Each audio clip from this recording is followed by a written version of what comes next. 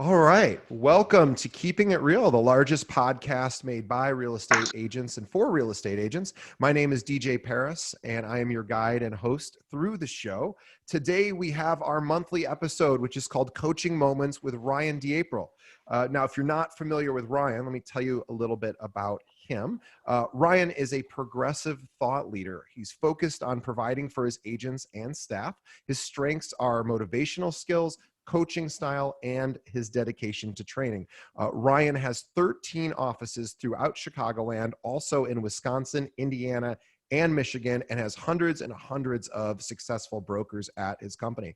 DeApril Properties is a coaching company with 8 strategic coaches who work week in and week out with every agent individually, focused on business planning, coaching, and accountability. And if you would like to take your career to the next level, or if you're just not getting the attention you need or deserve, check out DeApril Properties. Visit deaprilproperties.com. Once again, welcome back to the show, Ryan. Thanks, DJ. Appreciate you having me. Yeah, I appreciate all the contributions you make. These are some of our most listened to episodes are your coaching moments. So we really appreciate your help. And yeah, what's going on? You know, obviously right now most of the country is at a stay-at-home order. Some states have deemed real estate to be essential. Some states have not. So we're fortunate, at least here in Illinois, to be able to practice to some degree. Other states aren't as fortunate currently. But what are you seeing out there? What are you seeing with your agents? So we're thankfully seeing a continuance of business. So, I mean, there's clearly been a slowdown, but before we launched, you asked how things are going. And I said, really good. And then you said you were surprised. And I said, well, relative to the current market, what's going on, things are actually going really well. And in fact, this past week, we saw quite an uptick. I think there is a lot of demand out there. Clearly, there is not enough inventory. One of our agents just put a home under contract. She was on the market for 48 hours and had 9 offers on it. Wow. Business is down because of the shelter in place and the fear that's out there. But I think it's temporary. Like anything else, it will pass. But recently, in the past week, we've seen an uptick, and I think we'll see that continue as the world starts to get a hold of this, and we start to get hopefully better news. I remember on our last episode, the stay-at-home order was also enacted, and you had said that this, in some ways, was similar but also different from the real estate crash of the late zeros from 2008 to 2010. But you had said something very interesting that was echoed by someone that I interviewed yesterday from San Jose, California, with no connection to you, but he said exactly the same thing that you had said that you had done back in 2008 when the market crashed. You said you doubled your efforts, you doubled your marketing efforts, and it paid dividends. And he was saying the exact same thing. So if you don't mind, I'd love for our listeners to hear more about, what does that look like? What should agents Absolutely. be doing? And I really think, there's a book out there. Its title is it's not what happens to you, it's what you do about it. Not what happens to you, it's what you do about it. And I feel it's really important that we look for the good in life. And when we have situations like these, and it seems to happen every 10 years, 9/11, the Great Recession, this pandemic that's going on, if you really practice a life of lifelong learning, and you're going to get caught up in the moment watching the news and that deer in headlights, but you kind of come back and you dial it in. And what's different for me now in 2020 to 2008, I was in my 3rd year in real estate, and I was selling real estate, and I doubled down my activities in my business. And 2020 is my 8th year of growing our company and running our business. And man, so many good things have come from this that I've learned from the importance of culture and community and keeping it together and being that beacon of light for your agents, who are essentially a beacon of light for their community and their network. We're doing the weekly Zoom calls. We're having over 250 participants weekly on it, getting a lot of great feedback. Our managing brokers, who are coaches, have really rolled up their sleeves with their office managers and are making sure their agents' monthly marketing is getting out there, and the agents are staying engaged in their network and in their flow with their network. And some really great best practices are coming out of this. And I'm certain that we're going to see the ripple effect, and we already are after just 1 month of real thick concentrated Kool-Aid, really putting it in there and getting focused on our practices and what we need to be doing. We're already starting to see the results of more business. Our agents I feel are much busier than the average agent in the marketplace. And the morale is really, really good. I mean, again, it can get scary, but the folks that are buying in and participating in the weekly calls and that are letting a managing broker or coach hold them accountable and meet with them on a weekly basis, it's starting to trickle into their life, their personal life, and everybody's really in a pretty good state of mind. I remember reading from quotes. I've actually listened to interviews as well with Coach John Wooden, who is, I don't know if he's still the most winning coach for NCAA history for men, but I believe he certainly was and probably still is. And he ended up winning, I think, 7 NCAA championships in a row, which is just completely unheard of. And then I think he won 9 of 12. It's some incredible statistic. But anyway, the reason I'm bringing him up is he was all about process and discipline and fundamentals. And he said and this is his words, not mine, and it wasn't metaphor or exaggeration, hyperbole. He legitimately said he never looked at the scoreboard. He said, I just never looked. He goes, we just keep our head down and we do what we're doing. And I wonder if that's really the secret to staying busy. It is. Yeah. It is, and success in life and in business is a process. They say we're in sales. I don't think, sales is an art. I mean, it's a combination, but really, I don't feel like we're in sales. We help people navigate through the marketplace. Our biggest value that we bring to the market is emotional intelligence and helping people through that huge transition in life. But for a real estate agent, a loan officer, or anybody else who is responsible for essentially supporting themselves by generating leads, it is absolutely a process. You're only as good as your habits. And these habits and these daily habits are not for the few, they're for the majority. It's all apparent. Are you willing to dedicate and time block 1 hour a day and do it 5-6 days a week? I'm a gardener. I love my plants. I love my flowers, and I cultivate. And I look at my business, my companies. I look at my personal business. I look at my children. I look at my garden. All of it is cultivating. And I try to tell everybody, I please love the journey, embrace the journey. And right now it's May. Is it May? It's April 30th. Almost. And it's almost. And my tulips are all up. And I plant my tulips in the fall. And I wait all winter for spring. And the most fun is when I start the little green sprouts, and then they're coming next. Ooh, there's the bulb. Now they're gorgeous. They're beautiful. They're all over. They're purple and they're white.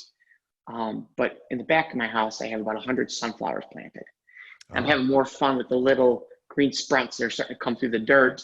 I'm enjoying the beauty of my tulips, right, and my rhododendrons. But I'm excited for my azaleas, which are about to pop. What am I talking about? People are like, what the hell is he talking about? It's cultivating. And it's enjoying the process and the journey. So if you bring it back to what we do for a living, I really would challenge anybody to look at their business and are they truly getting the most pleasure at the closing table when they're getting the check? Or are they really, if they stop and they reflect and they take a moment to look back at the process from soup to nuts, A to Z, wherever you started, and did you enjoy the journey? And I bet you did. And it has its ups and it has its downs. And it's difficult living in the moment. I completely understand because when you have those downs, they're hard. But if you could step back, and as Deepak Chopra says, become a witness to your life. Yeah. And become a witness to your life and your practices and start to watch, what you're doing and enjoy that cultivation process. I have no idea how we went down this road. No, but But you're right. that's It is about habits. It is about discipline, and it is about, it's funny. It's like you've always said this in previous episodes, and I think it's a really important concept to circle back to, which is there's freedom in discipline. The yeah, irony of, yeah, there's some short right. term pain, but you're going to actually have more freedom in your life by having structure. It's sort of just, Absolutely. yeah. And that's what I love. That's what I love about what I do. I'm a coach, right? We have a coaching company, and working with so many individuals in our office, our agents, and really kind of having these different breakthroughs. And one of them is getting people to stop fearing success, because they think once you become successful, I'm gonna have less time for this, or I'm gonna have less time for that. And folks, it's not true. I have 400 plus people at my organization, from a real estate company, a mortgage company, a title company. I have a wife, I have 3 daughters, I coached their basketball team. I was able to do all of these things, and success did not get in the way. But I had to have discipline. I had to have processes. It's get exhausting working in your business every day. You got to take time to work on it, and that's the cultivating. And a couple of things I want to talk about in coaching moments today for some takeaways for our listeners, DJ, Yes. is one, the cultivating of the business, which I just kind of covered. Two, I want to talk about converting. I think one of the things that we need to speak to our agents, our listeners here is, you have your network or your lead source. I prefer the network lead source, but there's many others. They move to prospects, and then they move to active clients, and then they move to sales. Let's talk about moving from prospects to actives. How do you convert? I'll cover that. And then I think to wrap up is, let's talk about, stop selling and start understanding your client, be it a buyer or seller. Understand their why. And working with so many agents, they come to me and they look for advice on a buyer consultation or listing consultation that they're going on. And it always, usually starts with them. And what are they going to say? And I said, stop, don't make it about you. It's not Right. you. You're a participant on their journey. It's about them. And you need to learn how to ask why questions. And why that is so important is throughout the journey of a buyer or seller's transaction, they're going to come up to roadblocks. And a lot of those roadblocks are themselves. And you have to go back to their why and to help them see why they started on this and help them get out of their way. They will come to the decision that they should make. But remember, that's why we add the value. We're the third party. We're not so emotionally attached to it. And when emotions are high, logic is low. So we've got to go back to that why. So let's talk about converting. Is that okay with you? Perfect. So we're talking about converting prospects to customer. Yeah, exactly. A prospect to an active client. Okay. Great. And just some bullet points that I have here that I wrote down. One, first, you should assume that you are their real estate agent and follow up with action. Don't have to wait for permission all the time. People like to be led. Yes. Okay.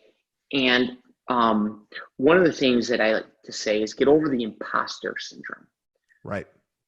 Get over the imposter syndrome. And that's self-imposed. And that's these limiting beliefs that we all have. And you have to understand, people have a need out there. You are a professional. You went to school, you got your license, you go to continuing education, you go into the office on a weekly basis, you go to office meetings, you learn best practices, you're learning the statistics, what's going on. You are the experts.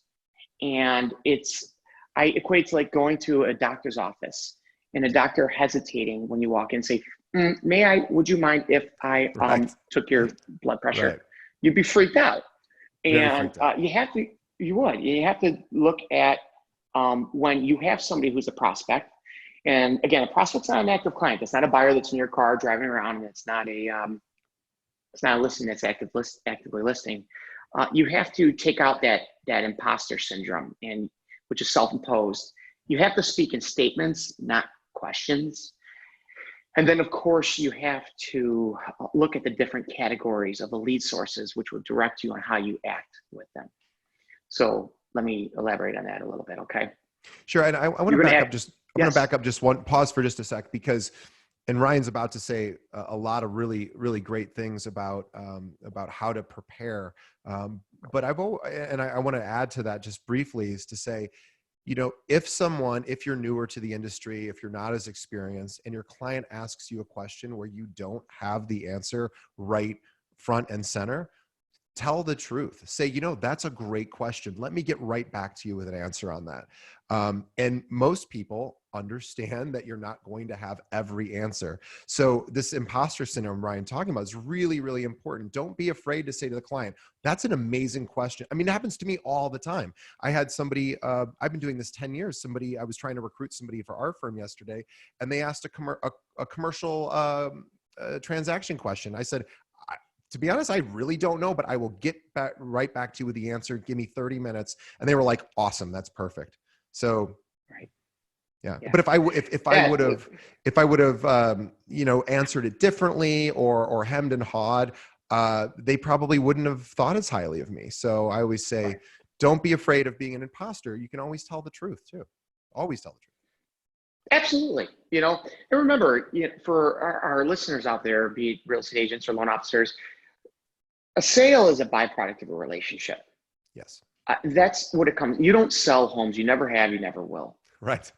You add a ton of value to the marketplace, and that's emotional intelligence. That's understanding what's going on, how to refocus people that are buyers or sellers throughout the process to focus on the goal and their why.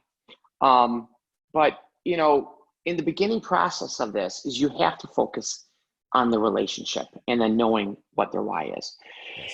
And then there's a point where you have to get out of your own way, and you have to have a belief system in yourself, and you have to understand that you are the expert, and you got to start speaking in statements. Yes. And not questions. Yes.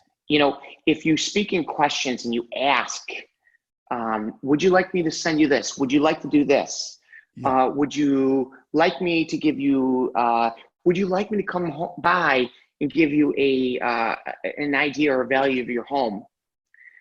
You could be scaring them because they don't know what comes first. Right. People want to be led. Yes. You have to lead.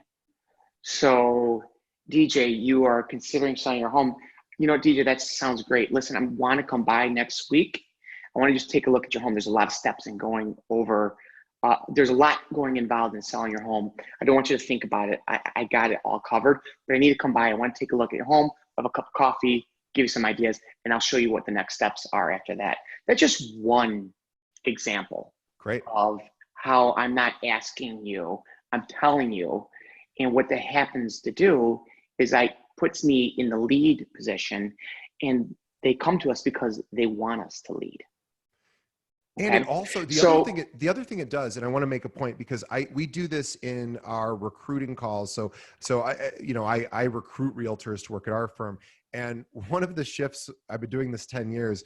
When I first started, this was my own ignorance. I would say, hey, would you like to learn more about our firm? I would give a little pitch and maybe they'd say yes. Most of the time they go, nah. And then we changed it, and it was a small change, but it's really what Ryan just said. And now what we say is say, hey, if you're ever interested in looking at another firm, we'd be honored to talk to you. It went from a question to a statement. And it goes back to that, if you're doing it right, you don't have to ask for the sale. And we just said, hey, we would love to talk to you. If you're interested, let us know, and we check. And that improved these phone call responses by we have twice as many people interested from that simple switch from asking a question to where it really puts the person on the spot, and maybe they're not ready to make that commitment. And also they might have resistance towards it. Now we just say, hey, if you're interested, let us know. And we just pause and we wait for them to respond. So it's kind of similar to what you had said. Yeah. It is. It's a great point. And so when we have somebody that's in our prospect category that we want to move to active, what I mean by that is when they are ready you know that they're going to use you. Yeah. And so again, we don't sell, we don't force, we swim downstream. But you have to understand what your lead source is. So all this, all these definitions and these terms that I'm using, they're very important because one of the things that we use at our company is called a dashboard, something we built, and it gives you control and it gives you visibility. And really most CRMs will have this. Ours is customized to more of our language and how we flow. But you got to know your lead source because you have to work with everybody differently. And let me tell you why. So if I'm going to convert somebody from a prospect to an active and they're an open house lead, okay, that's going to be different than if they're a lead from my network, right? Which would be different if they're a lead from my referral from my network. So let's talk about an open house lead. So agents out there, you sit in an open house and, you know, a lot of agents tend to sit at their open houses over and over again.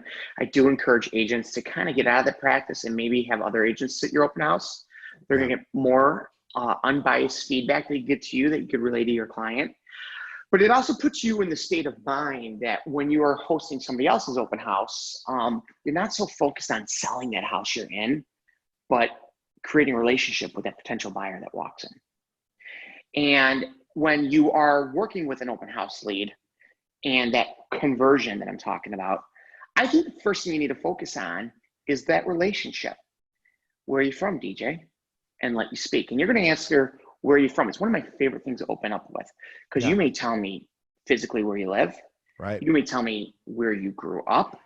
You may tell me where you went to school. You may tell me where you work. I have no idea. And then the conversation is like a choose your own adventure. But the questions I'm asking are always about you. Right. And there's this, have you heard of Ford, the acronym Ford? No. What that stands for? So Ford stands for family, occupation, recreation, and dreams. I'll go over dreams in a second because that can be confusing. But these are things people want to talk about them.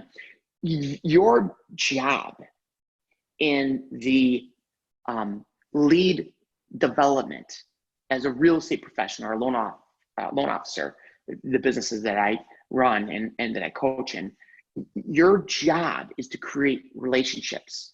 If you want to create a relationship, DJ, if I want to create a relationship with you, I'm going to talk about you. Right. And I'm going to ask questions regarding family or your occupation or what you like to do or dreams. What's dreams? So what do you plan once the shelter in place is lifted? That's dreams means like future type questions. What are you gonna do for spring break? What do you have planned for the summer? Yeah. And that's right. And then you could go on and on and on. We're talking about converting a prospect to an active client. So the first thing you have to do is you got to build trust. And if you want to build trust, is give that individual that you're speaking to significance and learn about them. And that's about talking about the why. Now, I'm giving you some examples. We're on a podcast. It's Facebook Live. It's unique to me. I'm getting used to this. So, and Ryan, by the way, is normally in front of a whiteboard and he's scribbling furiously, and he's not able to do that right now. And I know that's tough for if you're watching this. You know, Ryan normally we have to have a camera following him. So I know this isn't as comfortable for you as you normally. And we should mention before you start exactly what Ryan does for his agents, because this is really unique. And we have 44,000 real estate agents in Chicago. That is a significant number of agents. And Ryan does something that virtually no other broker owner does, where he travels from office to office. He's got 13 offices, and he literally has whiteboards at every office, and he coaches he coaches his coaches, he coaches the agents, and he runs around, and this is his life. This is what he does. So I'm sorry we don't have a whiteboard for you, but no, that's okay. And it's like, you know, it's the energy, right? And there's a clash of people, and we could dialogue back and forth. So, and then I'm trying to, you know, for brevity, I'm trying to keep this in, so I don't want to, you know, lose the listeners or bore listeners. But coming back, you know, to this, right? I built a rapport with you. Okay, listen, real estate agents, this is particular in Illinois when we have the private network and whatnot. Then you have to practice and understand techniques, because when you meet somebody in an open house, you know that they're out looking. They might not be looking to buy for the next 12 months. who cares? You know, you've just identified somebody Yeah. who's in the marketplace. Man, take time to build relationship with them. And then please paint the home buying process as fun. You know, pay attention to your vernacular and make it exciting to them. That might be different for a seller. And we could go into that maybe in another episode because I could go on for 4 hours on this. But after I build the trust with you, okay, and I'm hosting an open house, okay, I'm going to want to know of a few homes that are on the private network prior to that open house. It's prior proper planning. I want to plan properly going into that open house. So after I build a rapport with you and I find out what you're looking at, and I'm in a, say, a $500,000 home, but you're looking for a $300,000 home, okay? I might not have it memorized, but that was just an example. But I might say, you know, DJ, there's a home on 456 Apple Street and one on 321 Main Street. It's not yet on the market. You should go drive past and take a look. And then I'll say, and listen, you know, if you want, now you got to know your audience, right? So maybe I'm in the community and DJ, you're new to this community. Make it fun. Hey, DJ, if you ever want, I'd be happy to drive you around town. Happy to show you where the different schools are, where the downtown is, where the dog park is. And then they're going to say, oh, I don't want to bother you. I don't want to waste your time. You have to come back with your first language, which is your energy. And you have to say, no, this is fun. I love to do this. If you want, I would be happy to do it. If you don't want to, and then we send them a community tour. We send them bits of information to them after we met with them. But, you know, in the time, the 10 minutes, the 30 minutes we spend together, 80% of it's on that rapport. Then the next 20% of it, yes. The next 20% of it. Go ahead. Yeah, the next 20% of it is going to be, what are you looking for? You know what? There is a couple homes I know of, and go over and look at this and be like, you know, I work at this organization, but I'm friends with so many agents in this community. If you want, I'll shoot an email. I can see what else is coming on and keep you up to date of what will be out there and what might be coming. And then after that, I'm going to stay in touch with you with a text message or an email. We could get into conversations on how do you get that stuff, and there's techniques to do it. And, you know, when I was selling and I was doing this, I mean, 8 out of 10 times, these people would end up working with me, and they're my closest friends today. Yeah. And the number one focus was on them, the rapport, and then coming off with my love and my energy for the business and showing the people who buy homes, they buy communities, they're buying towns, they're buying neighborhoods, they're buying, you know, a lifestyle, and they're buying a future that they're looking into.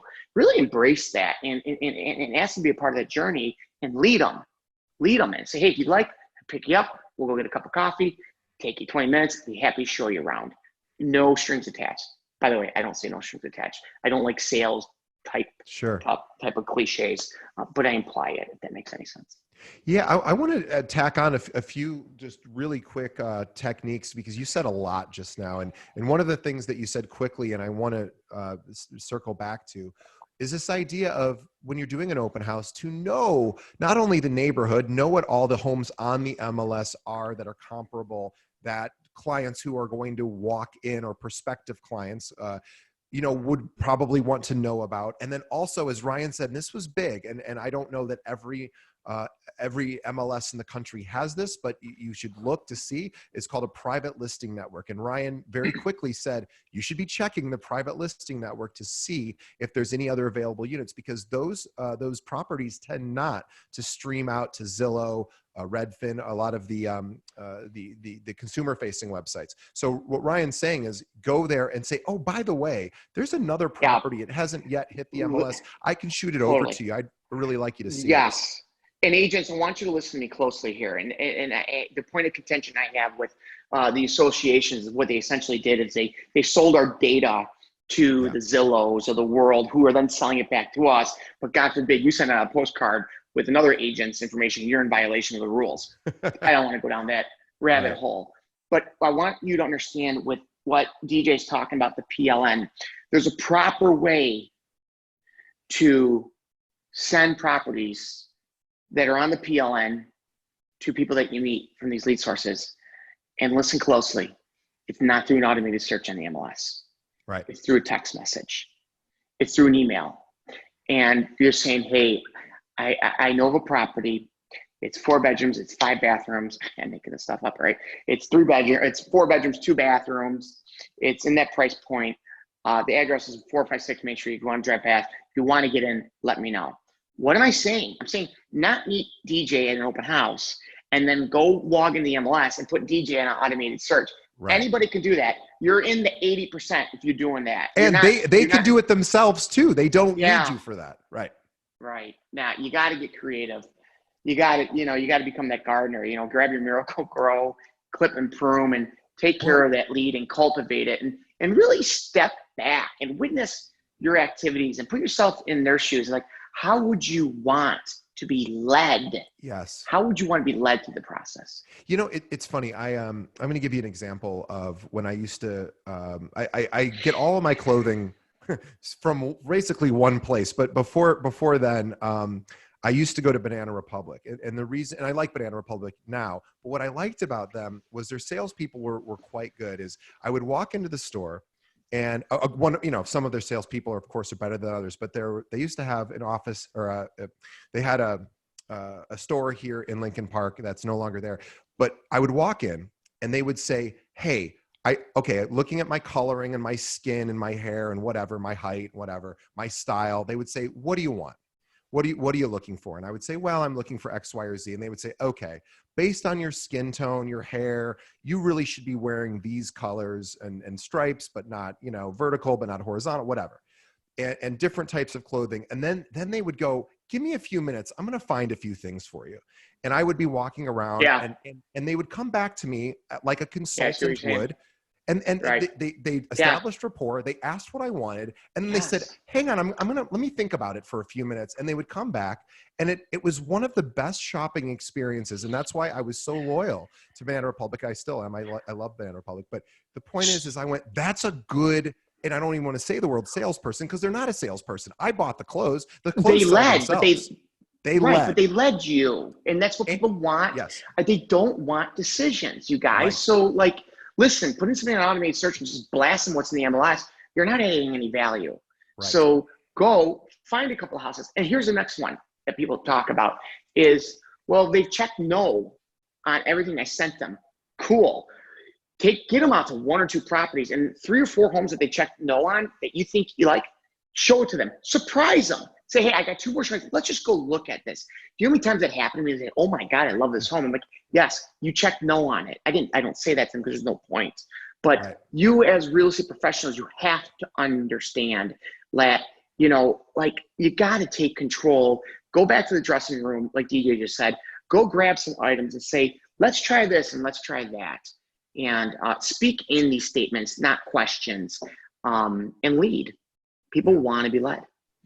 And people want to be led by consultants, right? So I've always said, it's a shame that we're called salespeople, because I don't think anyone who's successful in real estate would probably they might say they're in sales, but they're really a consultant. Their job is to find out what the client needs, and then to authentically give them solutions.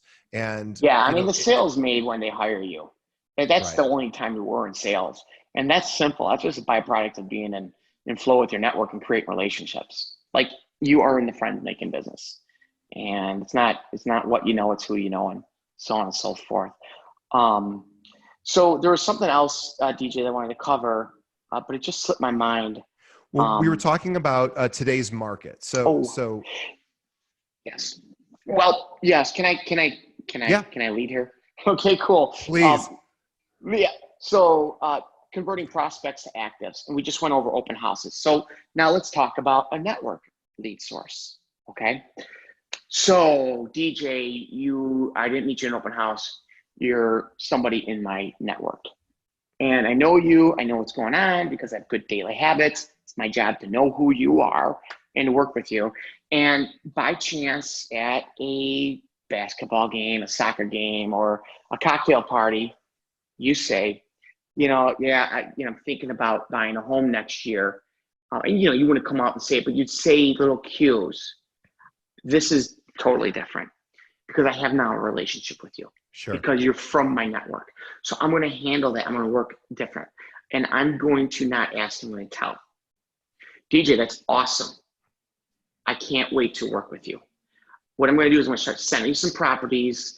And listen, I know you're not ready 8 months from now, but 8 months goes like this. And this is so much fun. What are you doing next Saturday or next Sunday? I need you to give me an hour, one of those days, grab a cup of coffee.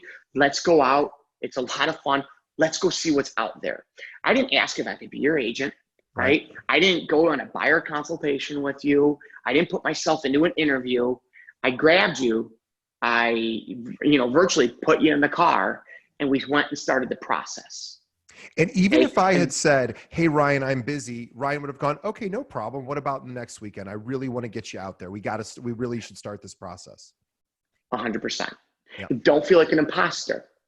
That's your No. job, because here's the thing. DJ wants to buy a home. He's talking to me about it, right? And I'm going to lead. I'm going to be confident. Your confidence is incredibly important to your success. And we're going to go out and we're going to enjoy the experience. You need to be the curator of the experience. We live life for experiences. So think about the experience, whatever. I could go down that. I don't want to go down that rabbit hole about the cleanliness of the car and everything else you do, but take control. Now, same exact thing, but DJ, you want to sell your home. Right. Okay, so now you're listing. Same exact step. DJ, that's awesome. I'm going to shoot you some data. What's going on in the marketplace? We like to not talk about comps in the beginning, by the way. When we are working with our agents, we'd like to look at some statistical data and really separate ourselves.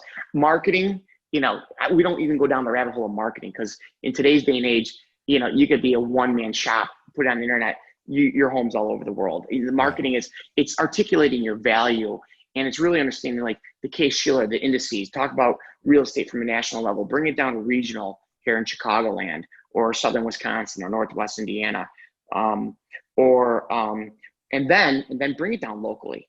Then let's talk about what's going on in local community, talk about supply and demand and pricing of all the homes. And then let's get into the comps. And we can talk about that. But first, I'm at a cocktail party and you're talking about potentially selling your home. Yeah. Say, DJ, that's awesome. I'm sending you some information tomorrow, what's going on in the marketplace. And I want to get over to your house in the next 2 or 3 weeks. And you might say, well, we're not looking for the next year. And I'm going to say, that's okay. You know what? I still want to get over. I want to take a look. Hey, you know what, DJ, let me ask you a question. What if somebody came to me and said they wanted to buy your home? You never had to go on the market. We never had to list it. And I had an easy, smooth transaction on your terms and your conditions. And you might say, well, that'd be perfect. Okay, cool. Then I need to see your home. I'm a real estate agent. I work in an office with hundreds of agents. I'm friends with the thousands of agents in this community. Let me come over. And by the way, over the next year, let me give you advice on what we need to do. And by the way, again, here I'm speaking as a leader, okay? I'll handle it for you. You could live your life. You could be the attorney that you are, or be the stay-at-home father that you are, or be the accountant. Do what you do. Focus on your family. I got this. I'm going to take control. And so there's so many nuances that I could dive into. But what I want our listeners to understand is when I'm working with a network connection and I've done my job of creating relationships with the people in my network, and they bring that up to me, I'm not asking to be their agent. I am their agent. I'm assuming I'm their agent, and I'm going to take control of the process. Yeah, they'll tell you if they're not interested, of course. It's so funny. This is exactly why. And most won't. I'm sorry. You're right. But I really want to help you guys understand that. Yeah. Won't. Yeah, most people are going to embrace it. And it's good. Thank you, TJ, for saying that, because that's true. You might get 1 out of 20 that will say no, but most won't, and they're going to appreciate it. It's the same reason why I love personal trainers, which right now is a little bit more challenging to work with one. I know, I've got like 10 pounds on me here. Me too. I've got more than that. But I love a personal trainer. I once went, when I was hiring a personal trainer years ago, and he said, well, what are your goals? I said, look, I only have one goal, because some people come in and they want to lose a certain amount of weight, or they want to gain a certain amount of muscle, or maybe endurance or whatever. I said, I only have one goal. I said, I just want you to put me to work and do whatever you do. You're the expert. Just tell me what to do and don't let me quit. And that is, I think, a lot of times how people just want to, if you've established rapport, if you've established that you're the expert, and they believe and trust in you, you have to, congruently tell them what they need to hear. And imposter syndrome should not prohibit you from doing that. This is your job. You were to say, just like Ryan was saying, in a very assertive but respectful way, say, okay, we're doing this now. This is what we have to do now. And you say it in a kind way, but boy, I respond as somebody who I just want professionals in my life. I want my insurance agent to call me and go, hey, by the way, I noticed this thing in one of your policies. I'm going to switch you over to this other thing because it's better and cheaper, or it's got more coverage. I want those kind of phone calls.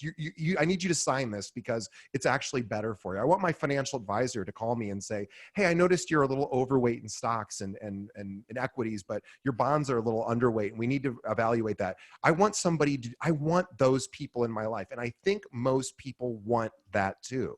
So this is this is what you can do as a real estate professional. Right. Absolutely. So let's go on to the last topic. Okay. Wrap it up for the listeners here. Sure.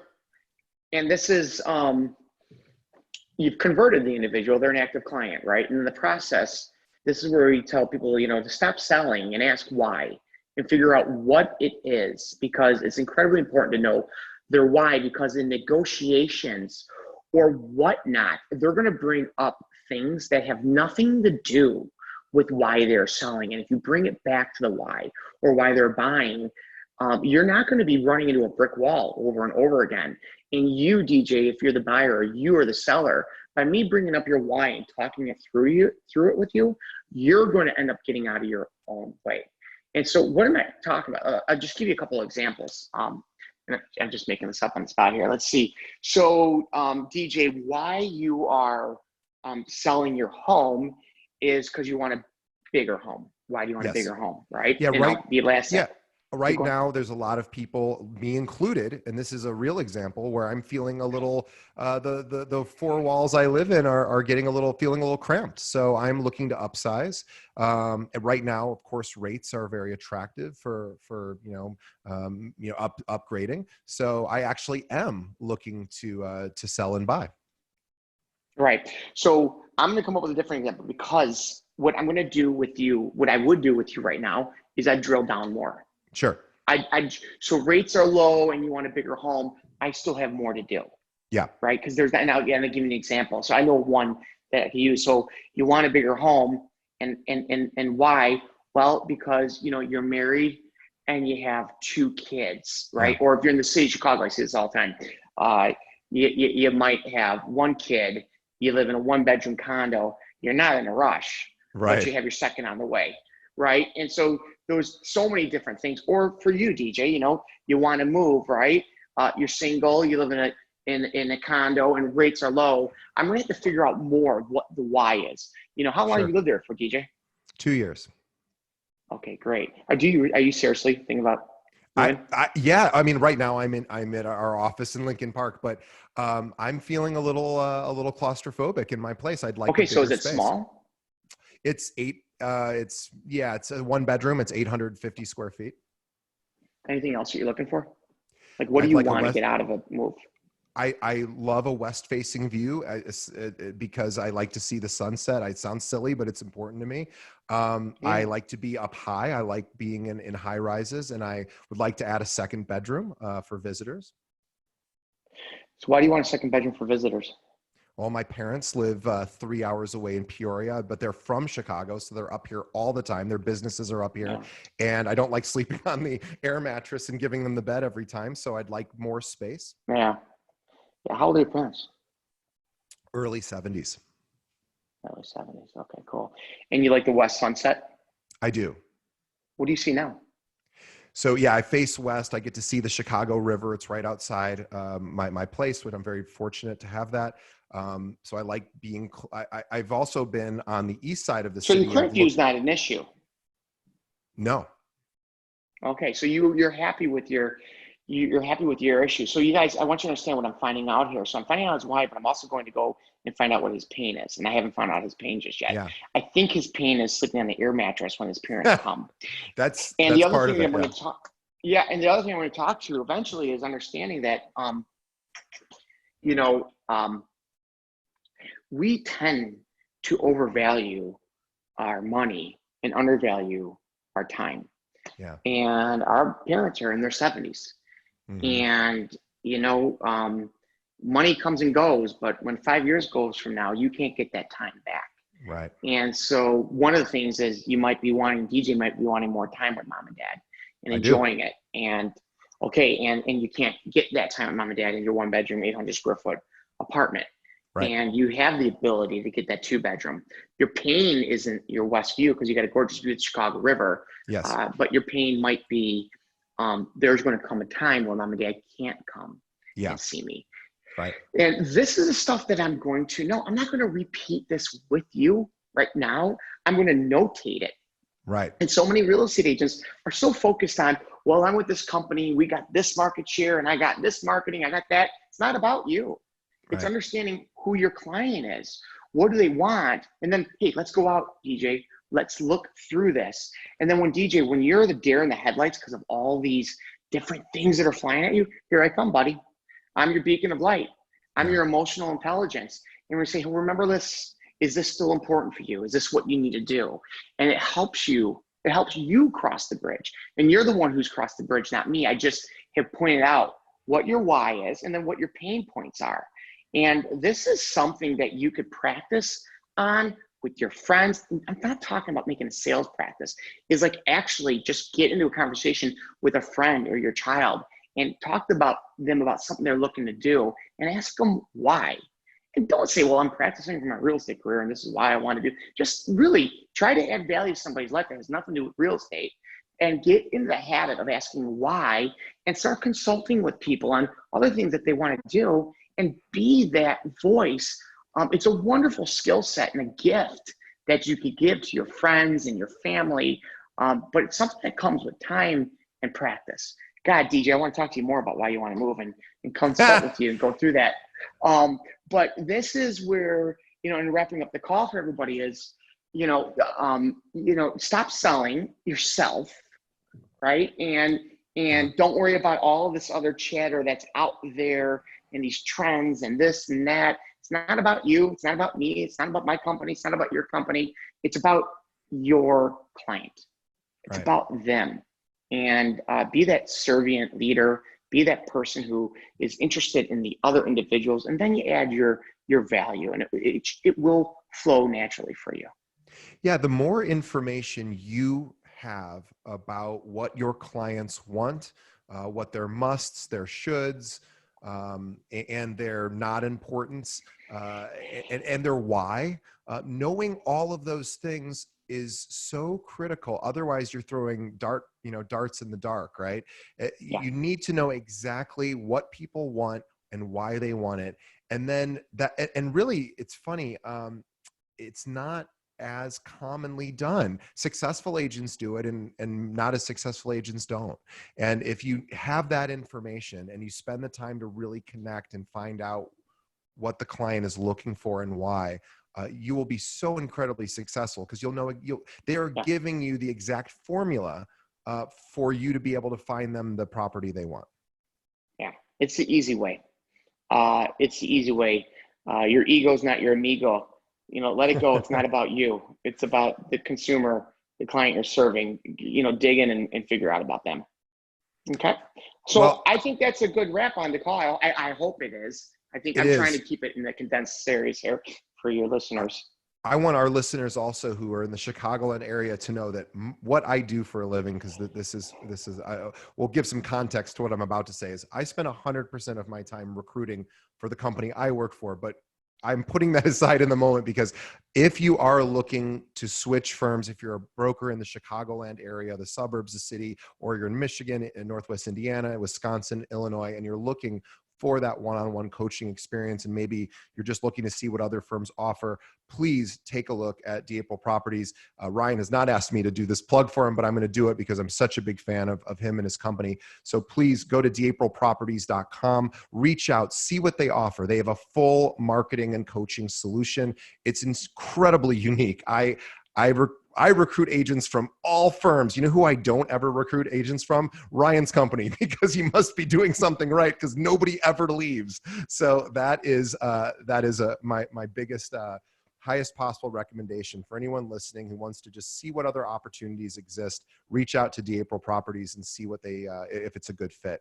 I'm a huge fan, and we're so honored, Ryan, to have you on the show. Before we, Thank you. You're welcome. Before we wrap up, I want to say two quick things. One is ways our listeners can help us. So we're going to ask you for two quick favors. They're pretty painless, but one is to please tell a friend. This wonderful coaching session we just did with Ryan.